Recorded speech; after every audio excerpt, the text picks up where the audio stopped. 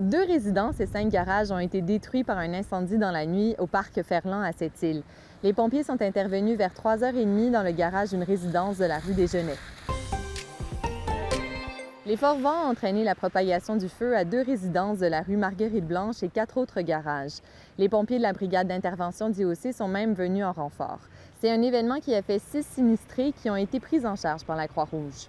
Les pompiers s'activaient toujours sur le site ce matin. Selon le service incendie, on croit que la cause serait accidentelle. Ce serait un électroménager défectueux qui serait en cause. Ça fait maintenant près de 2 mois que les centrales Romaine 3 et 4 sont à l'arrêt. On vous le rappelle, des câbles ont cédé sur la ligne électrique qui relie les centrales au poste Montagnet à la mi-novembre. Au sujet des travaux, Hydro-Québec dit ne pas avoir de nouvelles informations à transmettre depuis le 18 décembre dernier.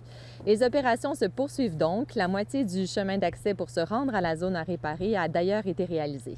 Selon Hydro-Québec, il reste encore plusieurs semaines de travaux à réaliser. On connaît encore mal le montant qui est associé à toute cette affaire, mais on parle de millions de dollars.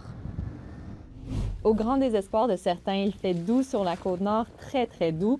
Depuis hier et jusqu'à cette fin de semaine, les températures sont entre 8 et 13 degrés au-dessus des normales de saison. Ça, c'est dû à un système dépressionnaire qui fait du surplace sur Terre-Neuve et Labrador et qui envoie une masse d'air maritime sur une grande partie de la Côte-Nord.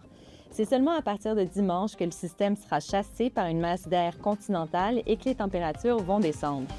Amateurs de sports d'hiver, il faudra prendre votre mal en patience.